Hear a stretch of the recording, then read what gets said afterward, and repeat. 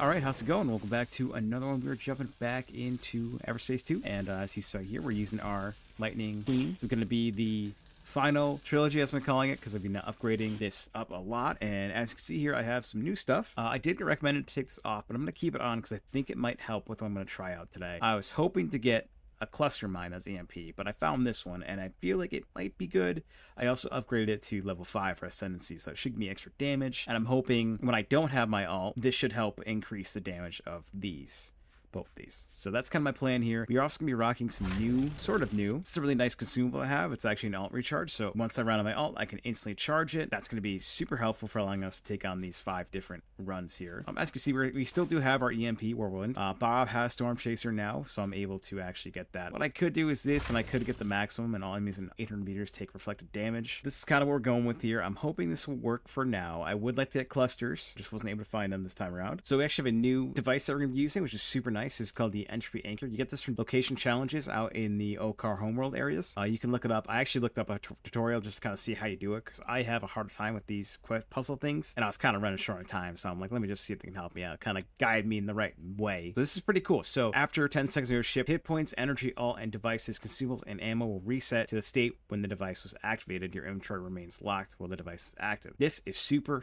nice. It's actually really strong. Someone commented and let me know about this, and I had no idea this was in the game. It came from the Wrath of the Ancients. So if you have that DLC, you can get this actually, and it's super powerful. We did level up all the way, so we're using Revenge. When your state is restored, deal damage to all enemies within 300 meters, equivalent to 300% of damage you've taken over the duration. So I feel like it's going to be really good for this area, and it's also going to be super nice, especially allowing us to keep our ult up. So as long as I activate this and then pop my ult after I activated this and put a bunch of damage down range, I can continue to use my ult, and then I get it back too, which is going to be super nice. It does have a long cooldown. That's the only issue. So if you are going to main this or kind of make this part of your build, I would recommend getting some additional attributes that say, device cooldown or whatever.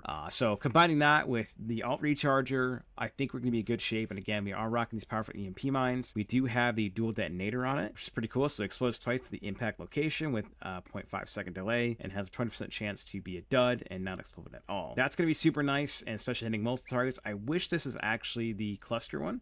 The cluster ones, I'd be able to do a lot more damage, but we're doing 500, so I'm not too worried about it. But I wanted to try it out. I was trying to get the cluster EMP, but I did a few of the Dreadnought runs and didn't find it. So this is what we're going to start with, see how it does. Hopefully it does well. And yeah, let's jump into it. Let's go take on these rifts.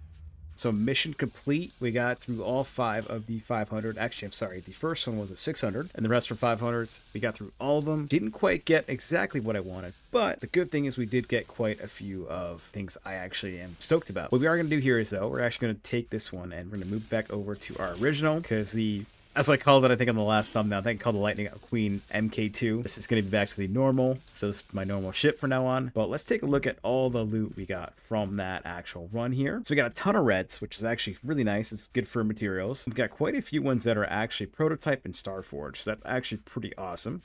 We got quite a good amount of purples as well. Nothing too crazy, but quite a few of them, and I'm pretty stoked about that. Actually doesn't count because it's actually not. We also got some decent legendaries, I will say. We got the Figure 8 Radiant.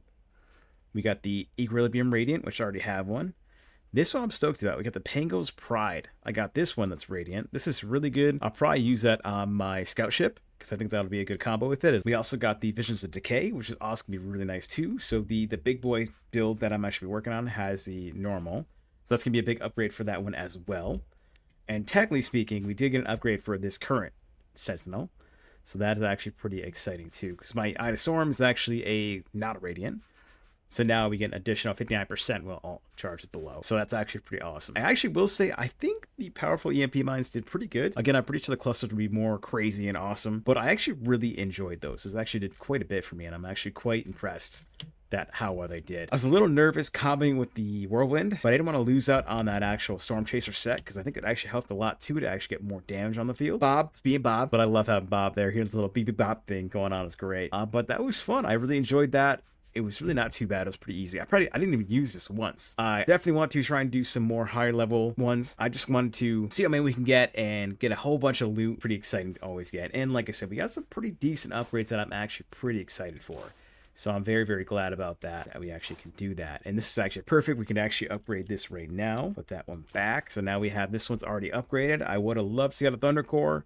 And I would have loved to get a hollow plate, but that's okay. I'm gonna keep running these rifts off camera, trying to get that plating I really need for my Wraith. But you know what? I'm stoked. We got a ton of stuff, quite a few of those. And we got, like I said before, we got a ton of Starforged items on here. I won't go through the entire list here, but you can kind of just see all the stuff we got here. The blues that I had, I just scrapped them out just so I could decrease the amount of space in my inventory. But this is pretty fun. Hopefully you enjoyed that little trilogy we had going on. This is the final send-off for this one. And like I said, we were rocking the Lightning Queen MK2, as I was calling it, just for fun, really. The purple and black kind of vibe, which I really enjoy for this little trilogy, is perfect.